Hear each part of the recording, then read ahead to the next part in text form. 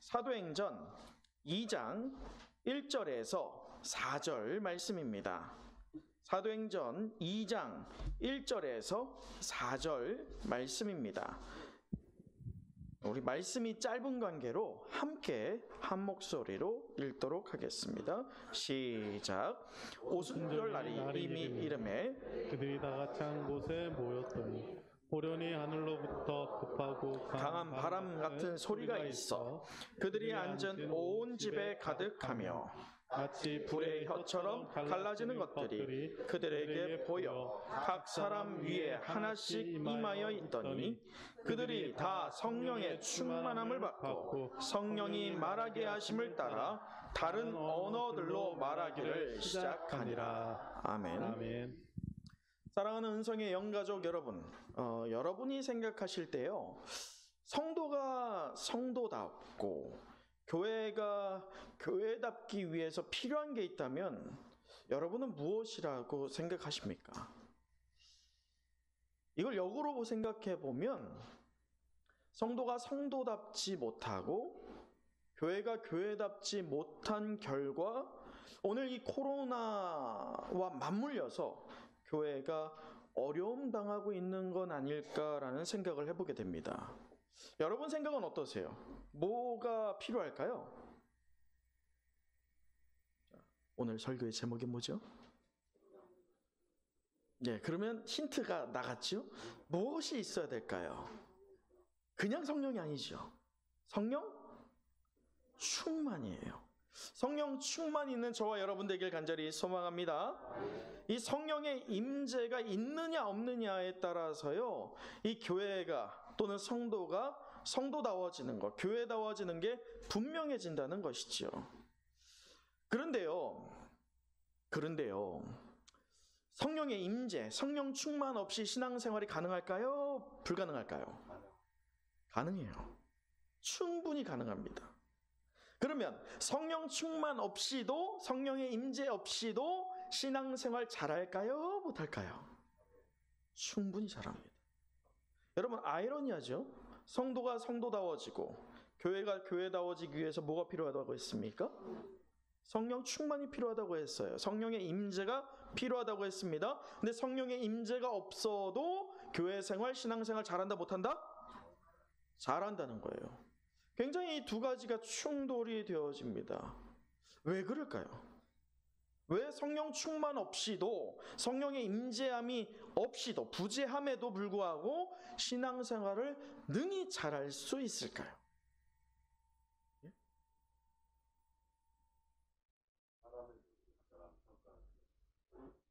맞습니다. 또 하나는 뭐냐면 성령이라는 게 우리한테 보입니까? 안 보입니까? 안 보여요. 다시 말해서요, 이 성령 충만한 것을 조금만 기술을 습득하면요, 성령 충만해 보일까요? 안 할까요? 충분히 할 수 있어요. 그래서 이단들이나 잘못된 신앙을 갖고 있는 사람들이 오히려 뭔가 더 영적으로 보여지는 것은요, 그 스킬이 있기 때문이에요. 성령의 충만함이 있는 게 아니라 무엇이 있기 때문에? 스킬이 있기 때문에.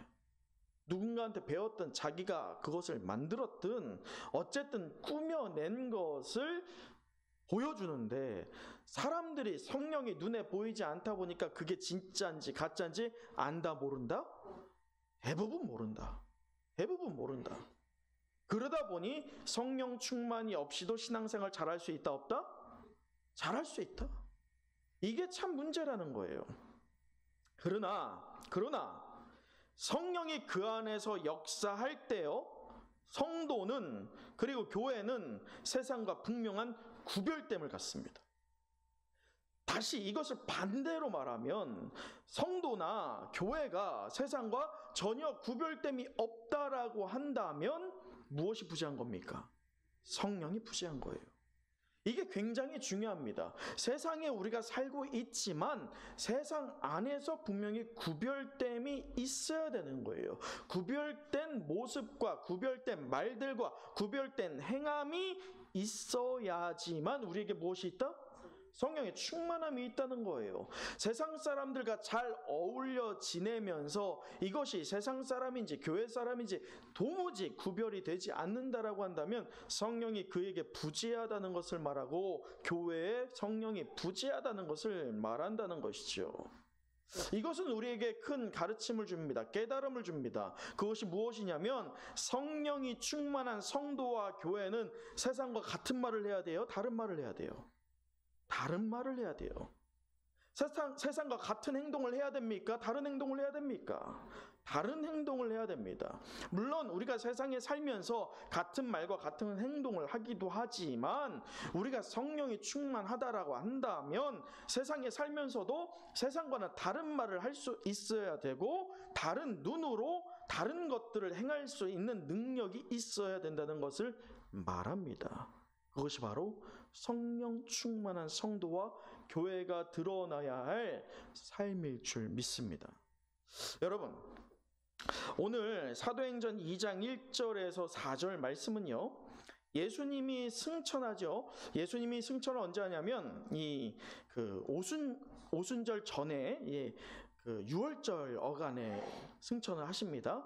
나중에 제가 뒤에 또 설명을 하겠지만 이 오순절은요, 유월절이 지난 안식일, 그 안식일로부터 퀴즈입니다.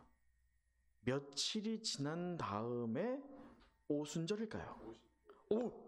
어떻게 하셨습니까? 할렐루야, 박수. 상품은 없어요. 네. 50일이 지났어요. 자, 퀴즈예요. 자, 예수님께서 이 땅에 승천하시기 전에 제자들과 며칠을 함께 하셨습니까? 아니죠. 40일이죠. 40일. 40일을 함께 하셨어요. 자, 그렇다면 예수님께서 아버지께서 주실 것, 아버지께서 약속하신 것을 기다리라 라고 하면서 예루살렘을 떠나지 말라라는 명령을 하시고 승천하십니다. 그 승천하시고 나서 며칠 후에 지금 성령의 충만, 성령의 임재의 경험이 허락된 것입니까? 자, 뺄셈이 필요해요. 자, 유월절 끝나는 안식일에서 오순절까지가 며칠? 50일. 자, 예수님이 며칠 계셨어요? 40일. 자, 그럼 며칠 있다가 예수님이 승천하시고 며칠 있다가 성령 임한 겁니까? 잘했어요. 네, 잘했어요. 열흘이에요, 열흘. 이 열흘이라고 하는 짧은 기간 동안의 사건을 몇 가지가 있는데 그 중에 하나가 바로 오늘 우리가 다루고 있는 본문입니다. 근데 오늘 이 본문은요, 이 성령의 임재에 대한 내용을 담고 있는데 문제는요, 오늘 본문이요, 굉장히 논쟁의 소지가 많아요. 무엇이냐? 교단마다 해석하는 게 달라요. 더욱이 이단이 주물러 대는 대표적인 성경 구절 중에 하나가 어디예요? 오늘 이 말씀이에요. 영적으로 어두움이 임하는 그 시대일수록요, 어떤 신비로운 영적인 것들을 들어서 사람을 현혹시키는 것들이 더욱더 쉬운 시대가 됩니다. 그렇기에 오늘 우리가 다루고 있는 이 본문을 하나님께 물어가면서 우리가 조심히 살펴봐야 할 필요성이 있을 것 같습니다.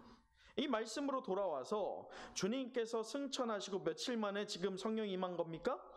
10일. 자, 사도행전 1장 4절을 한번 우리 읽어보도록 할까요? 사도행전 1장 4절 말씀입니다. 시작.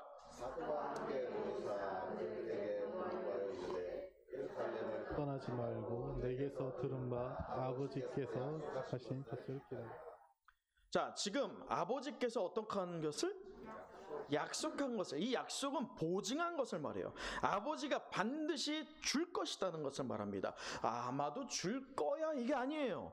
확실히 아버지께서 어떻게 할 거다? 줄 거야. 그러니까 기다려, 이거예요. 자, 그렇게 약속하셨던 것, 성령의 임재가 허락된 것입니다. 여러분, 그런데 성령이 이제 이 땅에 임하여서 구원 사역이 시작되고 있는데, 예수님께서 이 사복음서를 보면 예수님께서 세례 요한에게 세례를 받습니다. 그럴 때 뭐가 날라와요? 사실 비둘기가 아니지. 이게 비둘기는, 그러니까 성령은 비둘기야 이렇게 해석하면 안 되고요. 성령이 시각화가 안 되니까 비둘기를 들어서 형상화한 것이죠. 실제로는 예수님께서 세례를 받고 무엇으로 충만해졌습니까? 성령으로 충만해진 거예요. 그렇게 하고 나서 무엇을 하느냐? 사역이 시작이 됩니다. 오늘 이 말씀이 오늘 우리 성도와 교회에 큰 도전을 주는 게 무엇이냐면, 이 초대교회가 발원되는 거에 있어서요, 그 시작이 뭡니까? 성령의 충만함이에요. 예수님께서 성령의 충만함으로 그 사역이 시작되었듯이 교회도 무엇이 충만해야지 그 사역을 시작할 수 있다는 겁니까? 성령의 충만함이 있어야 사역할 수 있다는 것입니다.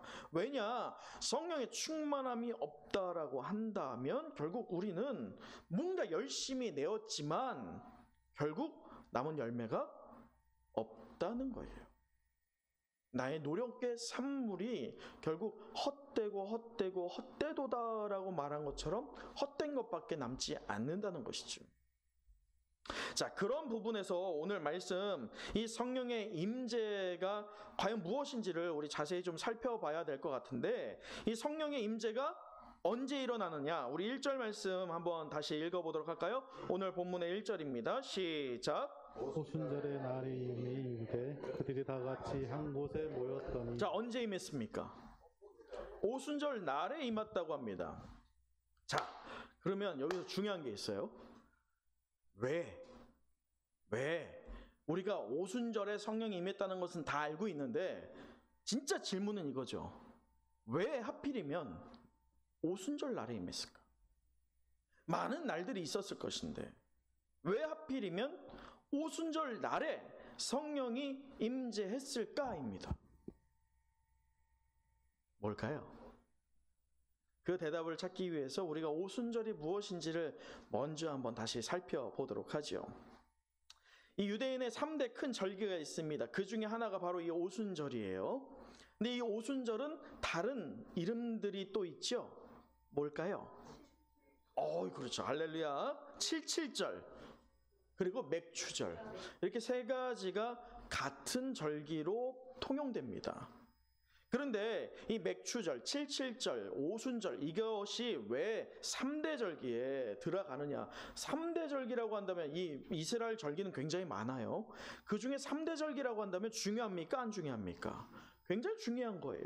근데 이 오순절이 왜 들어가느냐? 이것은요, 아까 말한 것처럼 6월절 이후 첫 안식일 이후에 50일 있다가 치르게 되는 게 이 절기가 바로 오순절인데, 이 시작이 언제냐? 이스라엘이 가나안 땅에 딱 들어갑니다.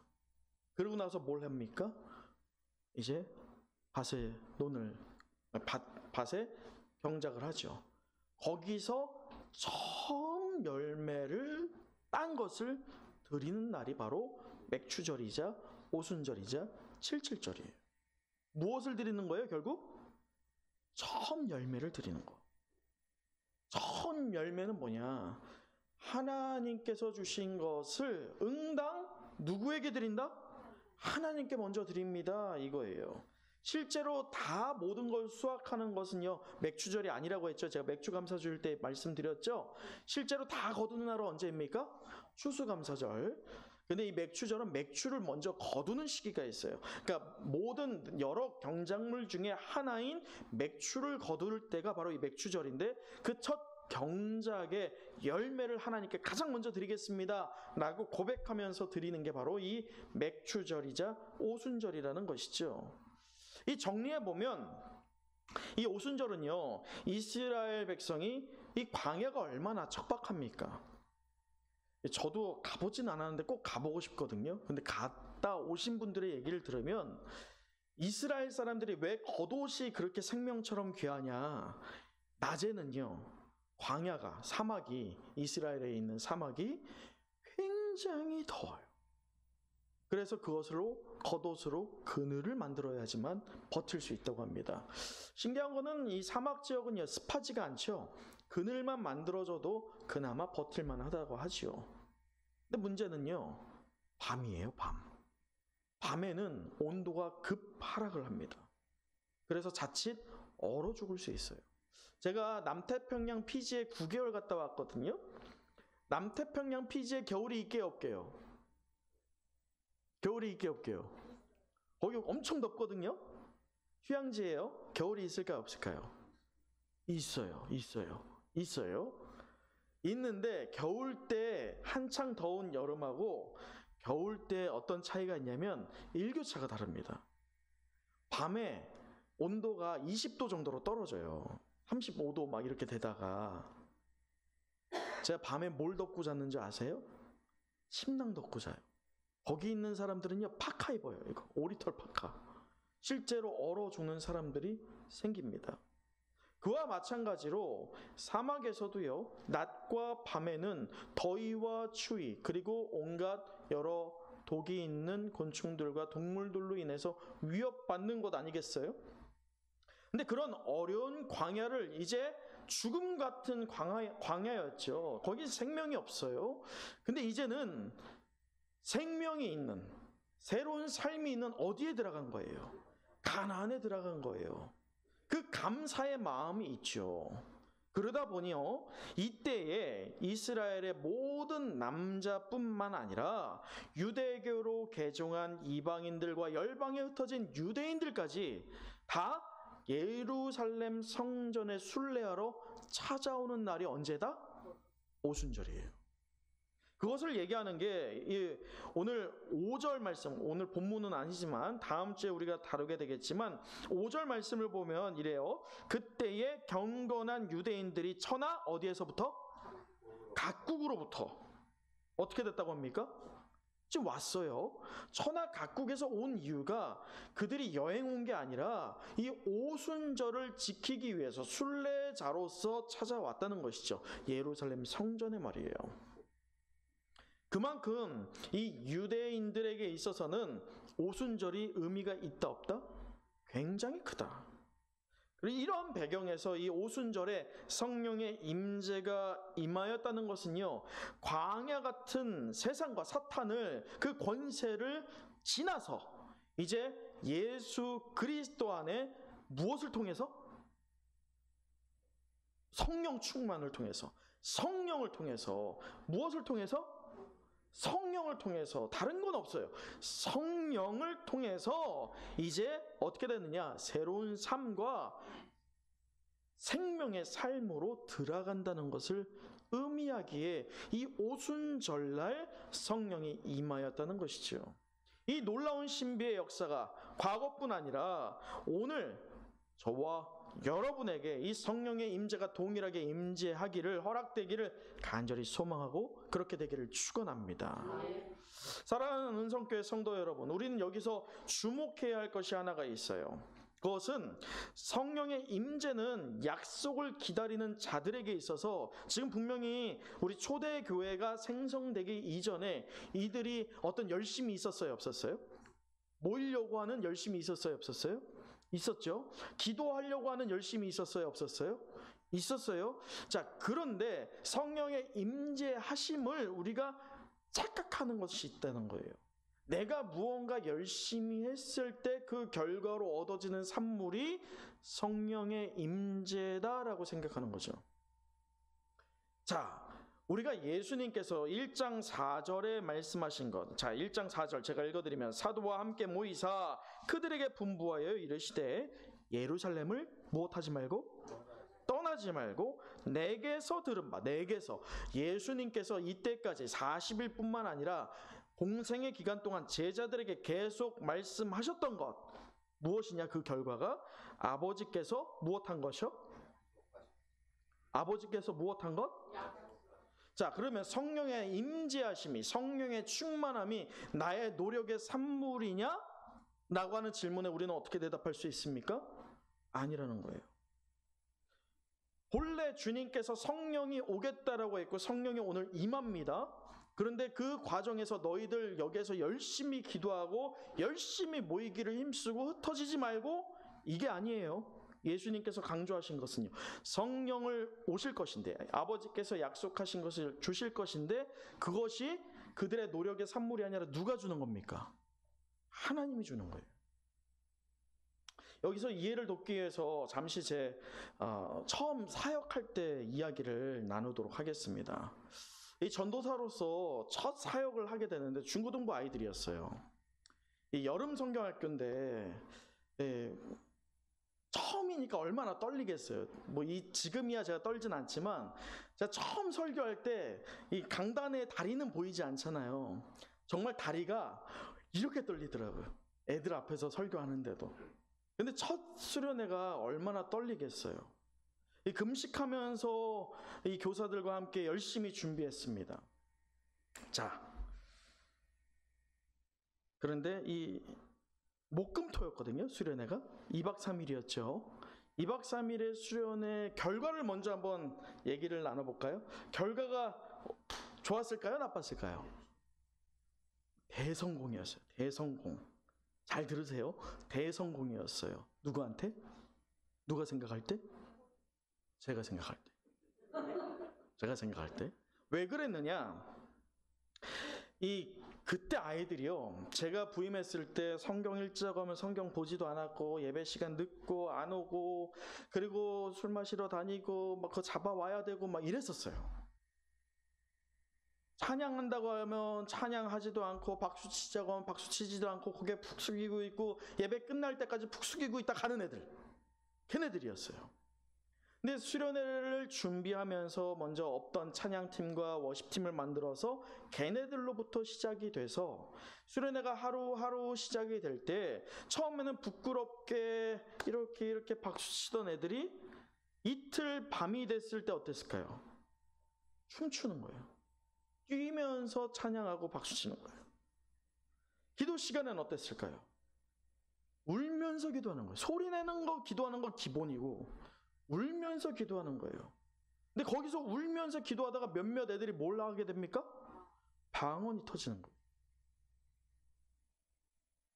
이틀 집회가 끝나고 3일째가 이제 돼서 집에 갈 때가 됐을 때 교사분들이 저한테 와서 한마디씩을 다 하는 거예요.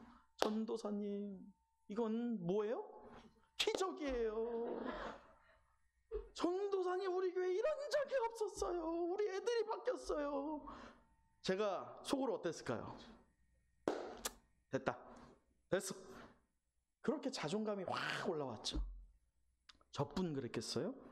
참여했던 모든 교사와 아이들이 다 영적인 자존감이 확 올라왔죠. 자, 그런데 이 수련회에서 은혜 받았던 아이들, 소위 그 유효가 얼마나 갔을까요? 자, 한 달. 2주? 할렐루야. 2주만 가도 할렐루야. 하루였어요, 하루. 토요일 날 집회를 끝나고 교회로 가는 그 차 안에서 지들끼리 욕하며 싸우는데 이건 아닌 거예요. 방언했던 애가 막 욕해. 더 잘해. 더 문제는 이제 기도를 끝내고 이제 집에 가라라고 했는데 지들끼리 그 신나는 게, 그러니까 마치 콘서트장처럼 애들이 뛰었거든요. 그 신나고 있던 그게 가시지 않으니까 어디로 뛰어갑니까? 술집은 애들이 너무 어려서 못 가고 노래방에서 지들끼리 뛰고 춤추고 하다가 다른 주님이 영접되는 거죠. 허전하니까. 다른 주님을 영접하다가 신고가 들어가서 경찰한테 잡혀갔어요. 더 문제는 이 토요일이었잖아요. 끝난 게 토요일이었잖아요. 주일 예배가 됐어요. 그때는 9시가 예배가 시작이었죠. 좀 이르긴 하죠. 요즘 시대는 좀 뒤로 갑니다. 아이들을 배려해서. 9시 예배 때 애들이 안 와. 전화했는데 너 어떻게 됐니? 전사님 어저께 너무 무리해가지고요. 못 가겠어요. 반이 안 왔어요. 반은 왔어요, 안 왔어요? 왔지. 몸만. 다시 고개를 숙이고 박수도 안 치고 옛날의 제 모습으로 돌아간 거예요. 여러분 이상하지 않나요? 분명히 어떤 수련회 때 얘네들이 소위 은혜라고 하는 거를 조금 체험한 것 같아요. 그래서 박수치고 뛰면서 찬양하고 신나게 하나님을 향해서 부르짖었고 눈물 쏟으면서 콧물 쏟으면서 그리고 더 나아가서 방언까지 터지면서 무언가를 이룬 것 같은데 왜 제자리로 돌아왔을까요? 분명히 사람이 볼 때는, 제가 볼 때도 뭔가 이룬 것 같았어요. 야, 됐다, 그 생각이 들었어요. 그런데 어디로 왔어요? 제자리로 돌아왔어요. 그 이유는 매우 간단했습니다. 저를 포함해서 수련회 참여한 교사들과 학생들 모두 분명히 은혜 받아보려고 노력했고 자신들끼리 친해져 보려고 벽을 허물었어요. 근데 무엇이 부재했던 겁니까? 성령이 부재했던 거예요. 아주 단순했어요. 성령이 임하였는데 그 임한 것이 이 아이들 중심에 들어가지 않은 거죠. 그러다 보니 뭔가 한 것 같았지만 결국 열심은 있었고 뭔가 노력은 있었지만 끝에 열매가 있다 없다? 아무것도 남지 않았다. 제가 그 이후에 수련회 완전 방법을 바꿨어요. 눈물을 흘리는 거, 콧물 흘리는 거에 더 이상 속지 않습니다. 어떤 애가 막 눈물 흘리면서 기도하면 옆에 분들이 감동해요? 저는 그거 믿지 않아요. 왜냐? 눈물을 흘리는 걸로 이제 됐다, 그 마음이 드는 거예요. 여러분, 애들만 그럴까요? 그렇지 않아요. 분명히 과거에 내게 열심이 있었고 성령의 인치심이 있었고 그 임재하심을 경험했는데 내가 지금 스스로 만족하고 있는 건 아닐지 우리는 신앙을 재점검해 봐야 할 것 같습니다.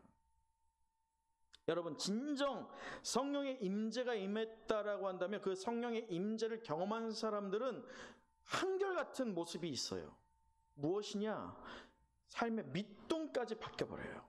표면적으로 잠깐 변화된 게 아니에요. 밑둥이 바뀌어버려요. 전인격적으로 바뀌어버린다는 거예요. 그래서 성령의 인친 자들은요, 한편으로는 하나님의 은혜에 감격하기도 하지만 한편으로는요, 두려워해요.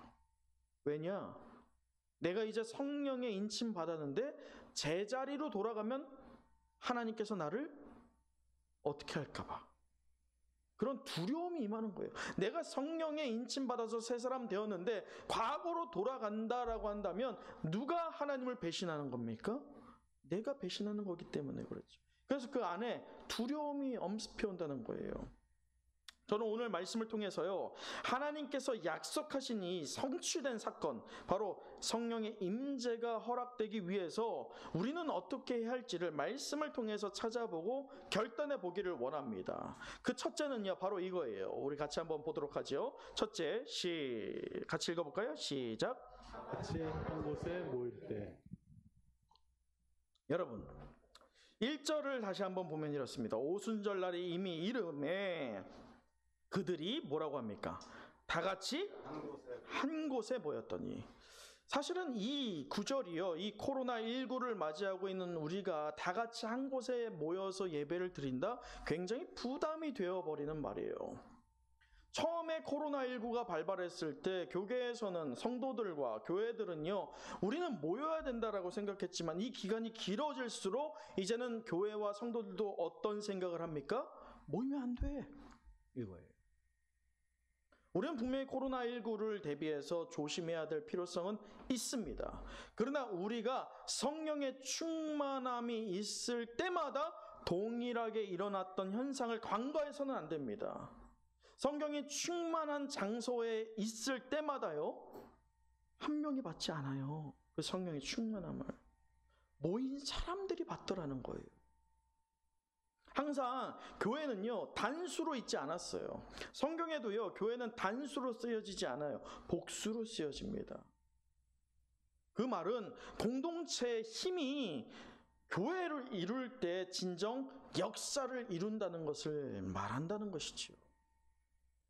예배를 다 같이 한 곳에 모여서 드려야 하는 예배 공동체가 바로 교회 될 줄 믿습니다. 사도행전 1장 14절에 아까 우리가 읽어봤지만 다시 한번 읽어보도록 하죠. 사도행전 1장 14절 너무나도 중요하죠. 같이 읽어보겠습니다. 시작. 여자들과 예수의 어머니 마리아와 예수의 아들과 더불어 마음을 같이하여 오로지 기도에 힘쓰더라. 마음을 같이하여, 더불어 마음을 같이하여 다 같이 한 곳에 모이기를 힘쓰고 있잖아요. 바로 그곳에 성령의 임재가 임했어요. 모이지 않았던 자들, 이 120명 문도가 아닌 자들은요, 성령의 충만함이 있었습니까? 없었습니까? 없었다는 거예요. 그 자리에 있는 자들이 함께 하나님의 영광을 맛봤다는 것을 말합니다. 근데 여기에서요, 한 가지 흥미로운 점이 있어요. 자, 말씀의 2절을 보면 이렇습니다.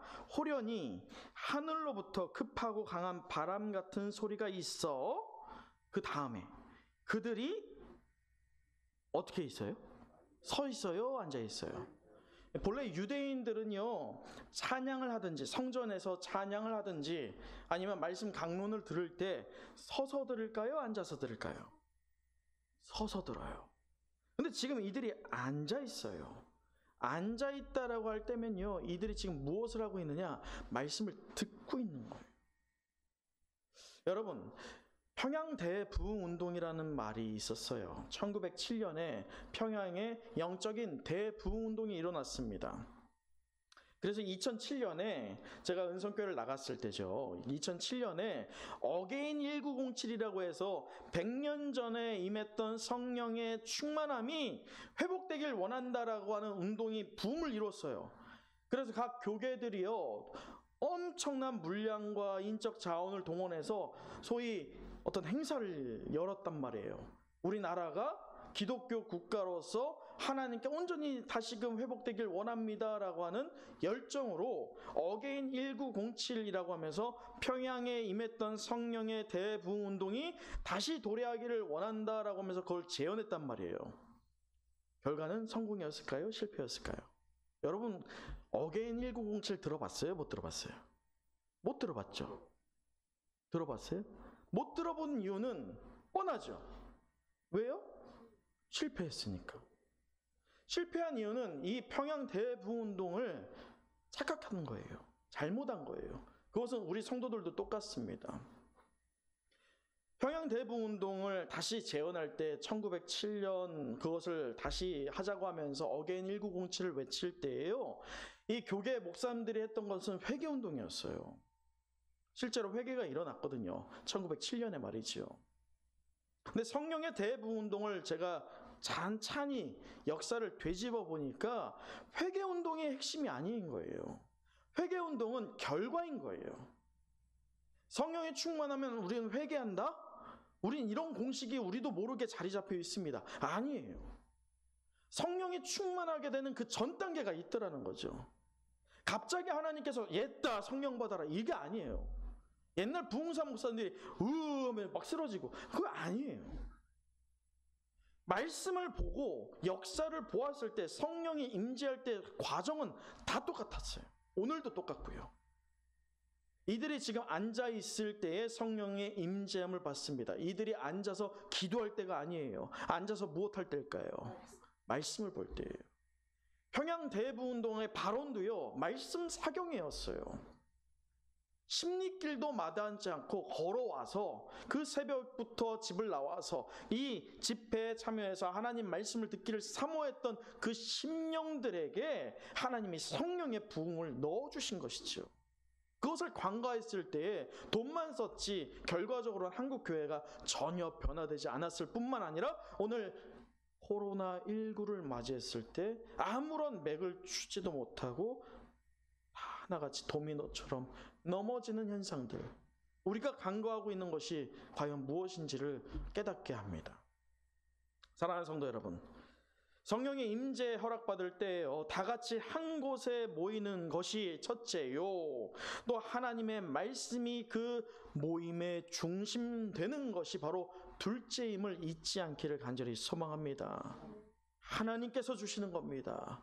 하나님께 우리가 간구해야 할 때에 하나님께서 우리에게 약속하신 성령을 우리에게 허락하여 주사 이 코로나 상황뿐만 아니라 우리 개개인의 가정의 상황, 더 나아가서 우리의 육체 가시와 또 재정과 관계에 있어서까지 내가 해결하지 못하는 것을 하나님의 성령을 통해서 모두 다 하나씩 해결되는 그 역사를 경험하는 축복의 인생 되는 저와 여러분 되길 간절히 소망합니다. 이 두 번째로 성령이 임재할 때 무엇이 있었냐 또 같이 한번 보도록 할까요? 자, 시작. 각 사람 위에 하나씩. 각 사람이 어떻게 해요? 자, 여러분 2절을 또 한번 읽어보도록 하죠. 2절이에요. 같이 읽어볼까요? 시작. 호련히 하늘로부터 급하고 강한 바람 같은 소리가 있어 그들이 앉은 집에 가득하네. 자, 여러분 호련이라고 하는 것은요 예기치 않은 상황입니다. 여러분 이와 같아요. 모여서 힘써 기도할 때 달라고가 아니라 다 주시는 이가 하나님이시기에 하나님의 때에 우리에게 주실 줄 믿습니다. 그런데 이렇게 호련히 주시는데 자, 장면을 보세요. 마치 무슨 혀처럼? 불의 혀처럼 갈라지는 것들이라고 하죠. 자, 성령의 임재를 묘사하고 있는데 자, 시청각적으로 그 자리에 있었던 모두가 확인할 수 있는 것으로 보여주고 있어요. 먼저는 여러분 2절 보세요. 2절에 뭐라고 되어 있냐면 호련히 하늘로부터 급하고 강한 바람 같은 뭐가 있어요? 강한 바람이 아니에요. 바람 같은 소리예요. 그러면 이 성령이 임재할 때 바람을 보는 게 아니라 우리는 무엇을 봐야 됩니까? 소리예요, 소리. 하나님이 소리로 청각적인 것으로 임하고 있다는 것을 보여줍니다. 더 나아가서 3절을 보면 마치 불의 혀처럼 갈라지는 것들이 그들에게 어떻게 되고 있어요? 보여져요. 이게 시청각적으로 하나님께서 분명히 그 자리에 있던 사람들은 한 명 예외 없이 하나님이 약속하셨던, 보증하셨던 성령의 임재하심을 경험하고 있다는 것을 오늘 이 말씀이 드러내고 있습니다. 근데 영적 비밀 하나가 여기에 있어요. 그것은 바로 약속된 주의 성령이 각 사람마다 하나씩 임했다는 거예요. 여러분 이 120문도 중에서 대표를 뽑자라고 한다면 몇 명을 뽑아볼 수 있을까요? 최소한 120문도가 모였어요. 거기에서 대표를 좀 뽑자. 몇 명을 뽑아볼 수 있을까요? 12 제자. 자, 120문도 중에 분명히 어떤 사회적인 지위가 높은 사람도 있을 것이고 낮은 사람도 있었을 거예요. 그런데 일반적으로 세상에서 통용될 때 어떤 집단의 우두머리격이 되고 대표격이 되는 사람들은 엘리트 집단입니다. 그들이 누리고 그들이 끌고 가는 게 맞죠. 근데 교회는 그렇지 않아요. 하나님의 방법은 그렇지가 않았어요. 종교, 경제, 사회적으로 엘리트들을 하나님께서 택하신 것이 아니라 성령의 임재를 어떤 대표에게 맡긴 것이 아니라 사람을 가려서 성령의 임재가 허락된 것이 아닌 오직 하나 그리스도를 구주로 믿는 성도라고 한다면 누구에게나 임했다는 것을 오늘 말씀이 밝힙니다. 이것은요 오늘 우리에게 동일하게 적용해 볼 수가 있어요. 교회 안에 여러 부류의 사람들이 있죠.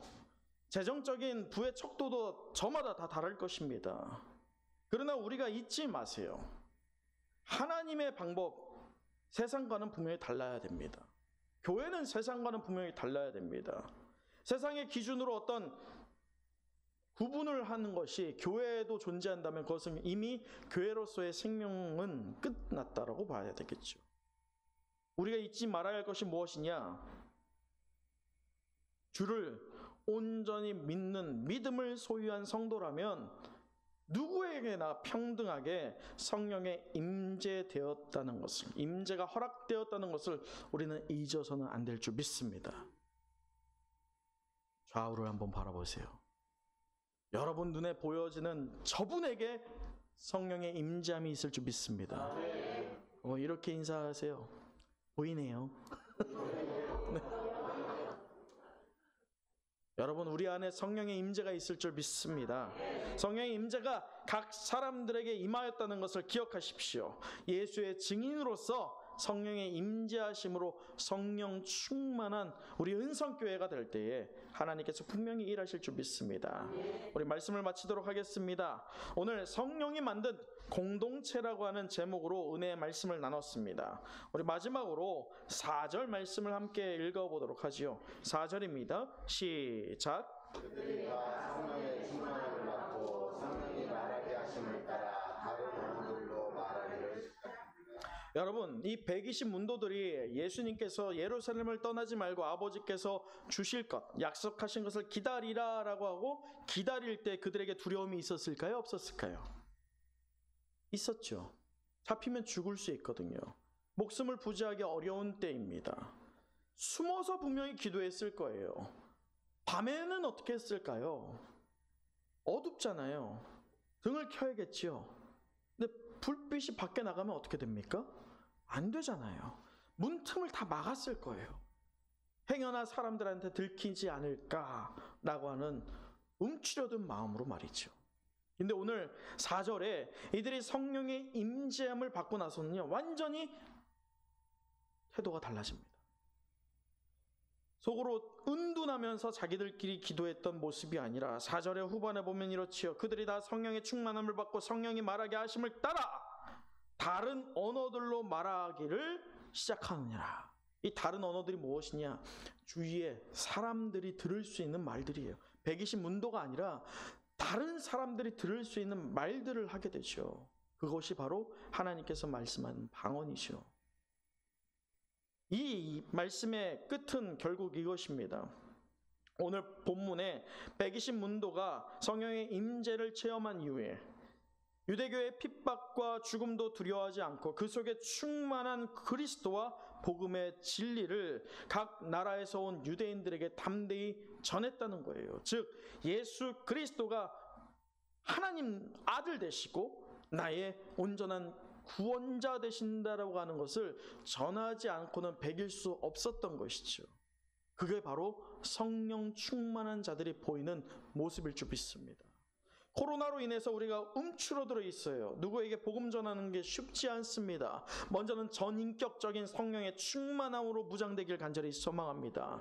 그래서 성령의 충만함으로 내 말이 아니라 내 안에 거하는 성령의 말씀을 통해서 하나님의 아들 되시는 예수 그리스도가 진정 우리의 구주 되셨다는 것을 증거하는, 무엇으로? 우리의 삶으로 증거하는 저와 여러분 될 때에 하나님께서 우리의 삶을, 우리의 가정을, 우리의 몸된 교회를 능히 일으키시는 것뿐만 아니라 더욱더 크게 사용하게 될 줄 믿습니다. 기도하겠습니다.